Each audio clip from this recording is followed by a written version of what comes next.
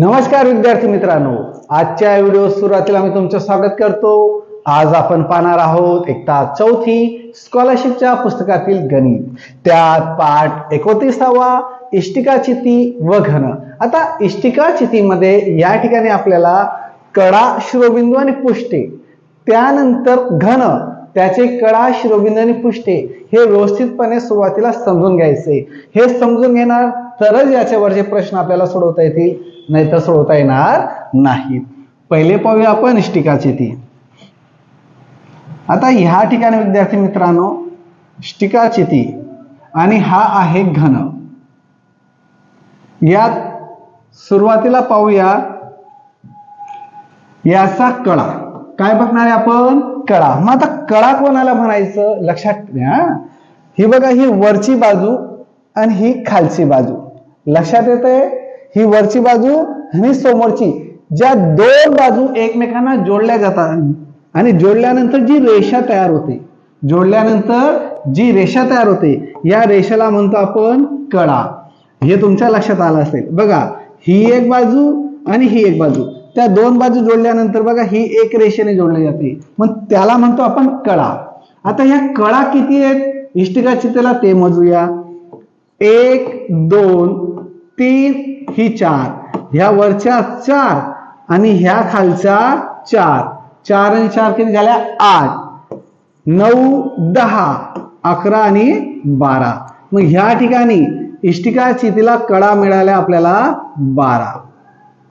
त्यानंतर घन, घनाचाही कडा बघूया।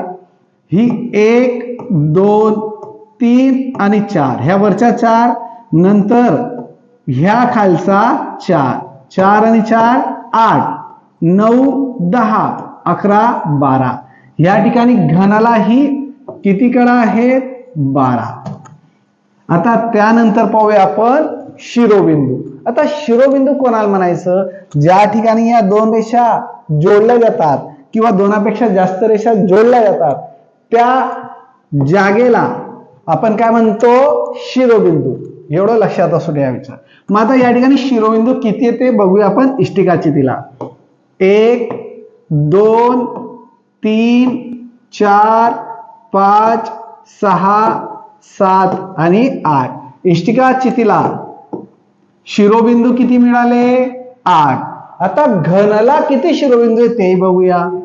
1 2 3 4 5 6 7 8। इष्टिकाचितीला पण 8 शिरोबिंदू आहेत। आता शिरोबिंदू तुम्हाला कळले। आता बघूया आपण पुष्टे।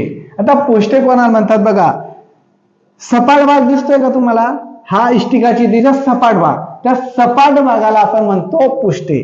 घनाचं पण तेच।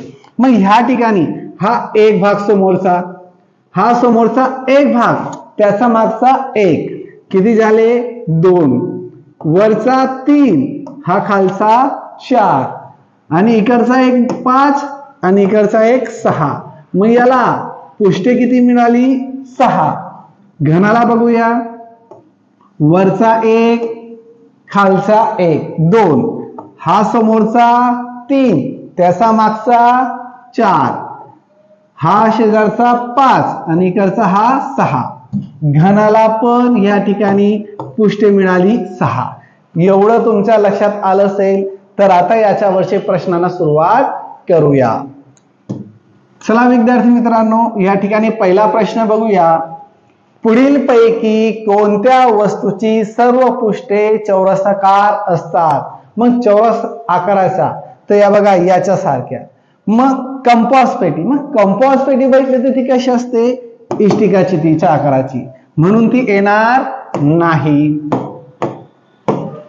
नंतर फासा। सर फासा कोणाला म्हणतात? बघा, तुम्ही लुडो तो खेळतात ना, डाईस असतो त्याला काय म्हणतो आपण? फासा। त्याच्यावर बघा या ठिकाणी अंक लिहिलेले असतात, 1 2 3 4, 1 पासून 6 पर्यंतचे, ते तुम्हाला खेळण्यासाठी कामात येतो, त्याला म्हणतात फासा। वीट। आता वीट म्हणजे काय? इष्टिकाचितीच्या आकाराची तुम्ही बघितली। आणि काळे पेटी, काळे पेटी म्हणजे काय? आग पेटी, जी तुम्ही बघितलेली ती पण इष्टिका चित्रीच्या आकाराची, म्हणून योग्य उत्तर मिळालं त्याच्या पर्याय क्रमांक 2. पुढचा प्रश्न आहे दुसरा. इष्टिका चितीच्या कळांची संख्या ही तिच्या पृष्ठाच्या संख्येच्या किती पट असते? आताच आपण बघितले विद्यार्थी मित्रांनो या ठिकाणी. मग इष्टिका चितीच्या या ठिकाणी बघा, इष्टिका चितीच्या कळांची संख्या, मग इष्टिकेच्या चितीच्या कळांची संख्या बघूया.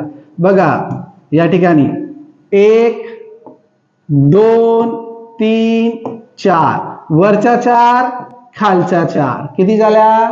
8 9 10 11 12. आता इष्टिका चितीला किती कळा मिळाल्या? तर 12 कळा मिळाल्या. त्यानंतर तिच्या पृष्ठांच्या संख्येच्या किती पट? पृष्ठ आपण बघितले होते, तुम्हाला सांगितले होते बघा या ठिकाणी. हे पृष्ठ असतात 1, त्याचा मागचा 2, वरचा 3, हा खालचा 4, 5 आणि 6. मग या ठिकाणी पृष्ठ किती मिळाली? 6. मग आता मला सांगा विद्यार्थी मित्रांनो, कळांची इष्टिका चितीच्या कळांची संख्या 12 आणि पृष्ठांची संख्या 6. 6च्या किती पट आहे? बरोबर, दुप्पट. पुढचा प्रश्न तिसरा. 2 घनाकृती ठोकळे एकमेकांना जोडून ठेवले तर तयार होणारी नवीन आकृती पुढील पैकी कोणत्या प्रकारची असेल? त्या अगोदर विद्यार्थी मित्रांनो, व्हिडिओला सबस्क्राईब केलं नसेल तर माझ्यासाठी सबस्क्राईब करा आणि व्हिडिओ कुठून बघताय ते पण कॉमेंट मध्ये कळवा. चला पुढचा प्रश्न कंटिन्यू करूया. 2 घनाकृती ठोकळे. मग ह्या ठिकाणी विद्यार्थी मित्रांनो इथंच घेतो. आता 2 घनाकृती ठोकळे आहेत, यांना जर असे जोडले तर तयार होणारी नवीन आकृती पुढील पैकी कोणत्या प्रकारची असेल? आता याचा बघा, उंची आहे, याला लांबी आहे आणि रुंदी पण आहे. मग या ठिकाणी घन तयार होईल, शंकू, इष्टिका, चितिका, गोल. घन येणार नाही, कारण का ऑलरेडी 2 घन जोडलेले आहेत. मग 2 घन जोडल्यामुळे त्याची काय आहे? लांबी वाढते. लांबी वाढली तर ती कशामध्ये येते? इष्टिका चितीत. शंकू येणार नाही, गोल येणार नाही. गोल तुम्हाला माहिती असता आणि शंकूचा आकार असतो या पद्धतीचा, म्हणून हे येणार नाही. उरला काय? मग पर्याय क्रमांक 3 याचं योग्य उत्तर. पुढचा प्रश्न आहे चौथा. 2 घनाकृती ठोकळे एकमेकांना जोडून ठेवले तर तयार होणाऱ्या त्रिमितीय आकृतीच्या कळांची संख्या शिरोबिंदूच्या संख्येपेक्षा कितीने जास्त असेल? काही फरक पडत नाही विद्यार्थी मित्रांनो, वाटल्यास तर घरी ट्राय करून बघा. 2 घनाकृती ठोकळेकडे एकमेकांना जोडले, हे बघा, हे जोडले, तयार होणाऱ्या त्रिमितीय वस्तूच्या, आता त्रिमितीय आकृतींची कळांची संख्या, मग कळा किती त्याला? तर 12. लक्षात असू द्या, शिरोबिंदूंच्या संख्येपेक्षा. मग शिरोबिंदू हे बघा, हे जे असतात असे जोडलेले ते शिरोबिंदू किती आहेत? 8 सारखेच असतात. मग या ठिकाणी 12 आणि 8 यांच्यात कितीचा फरक आहे? 4चा. पण जास्त का कमी? मग या ठिकाणी काय सांगितले? घनांच्या जोडून ठेवले तर कळांच्या संख्येपेक्षा शिरोबिंदूंची संख्या. आता बघा, शिरोबिंदूंच्या संख्येपेक्षा कळांची संख्या म्हणजे काय? 8पेक्षा 12, 4ने जास्त आहे, म्हणून पर्याय क्रमांक 4. 4ने जास्त. कोणापेक्षा? 8पेक्षा 12, शिरोबिंदूपेक्षा कळा. पुढचा 5वा प्रश्न. प्रत्येकी 3 सेमी बाजू असणारे 3 घन एकमेकांशेजारी जोडून ठेवले असता तयार होणाऱ्या त्रिमितीय आकृतीची अचूक मापे पुढीलपैकी कोणती असतील? आता या ठिकाणी विद्यार्थी मित्रांनो, जर या ठिकाणी असे जोडले 1 2 आणि या ठिकाणी 3रा, हे तिघी जोडल्यानंतर ठोकळे जे तयार होत आहे घनाकृती, तर यांचं माप 3 3 3 ह्या पद्धतीने वाढते, म्हणजे त्याची लांबी वाढते, उंची आणि रुंदी त्याची वाढत नाही. हे एवढं आपण लक्षात ठेवायचंय. मग याची लांबी इथून तर इथपर्यंत किती मिळाली? 9 सेमी. रुंदी 3 आणि रुंदी 3 नंतर उंची पण 3. मग या ठिकाणी आता पाहूया काय सांगितले.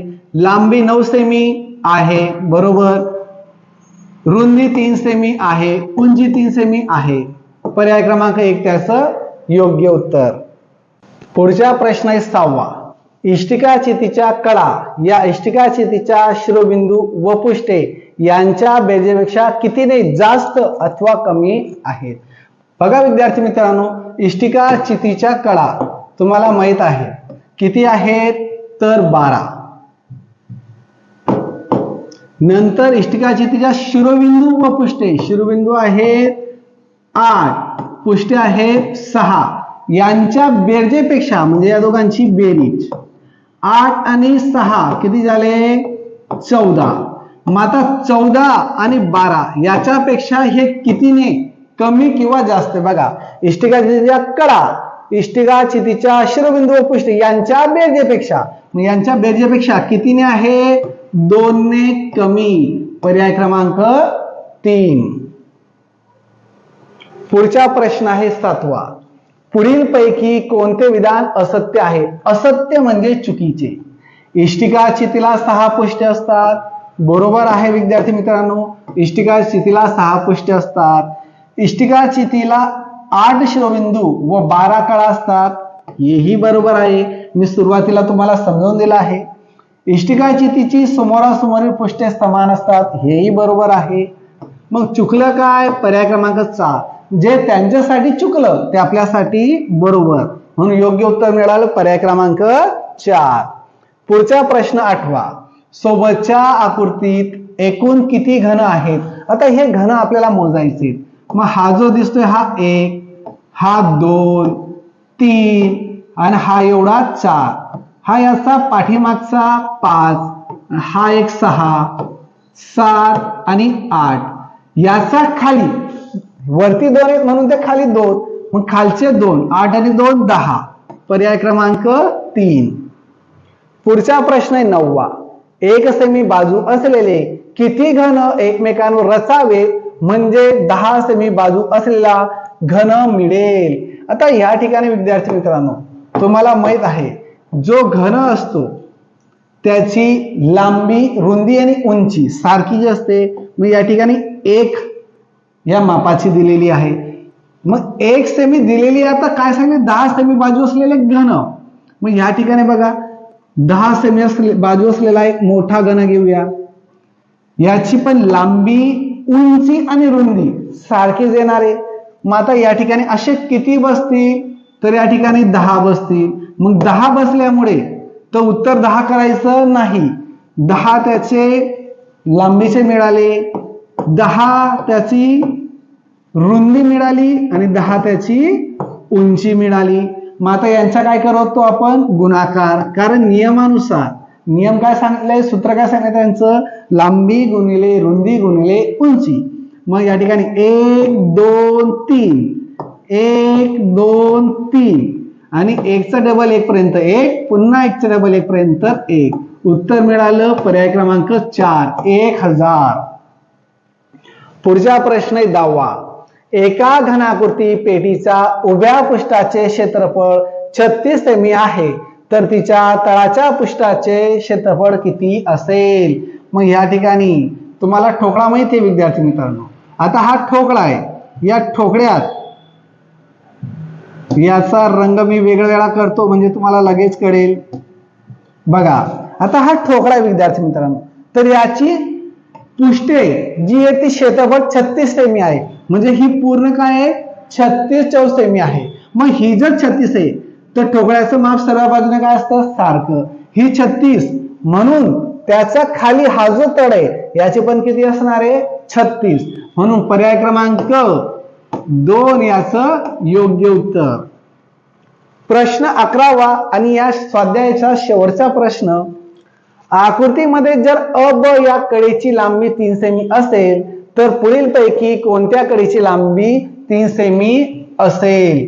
मग ह्या ठिकाणी बघा अ आणि ब हे दिलेले 3 सेमी. मग ही 3 तर ही पण 3 येईल, कारण त्या काय असतात, सारख्या मापाच्या असतात. ही पण 3 आणि ही पण 3. आता या ठिकाणी ड आणि क दिलेला नाहीये, व आणि ल दिलेला नाहीये. मग उरला काय, य आणि र दिलेला आहे. म्हणजे पर्याय क्रमांक काय आला, 1. य आणि र याची 3 आहे म्हणून याची पण काय असेल, 3 सेमी असेल. आता एवढं उत्तर मिळालं विद्यार्थी मित्रांनो. प्रश्न आपले संपलेत. भेटूया उद्याच्या दिवशी पुढच्या व्हिडिओमध्ये. धन्यवाद.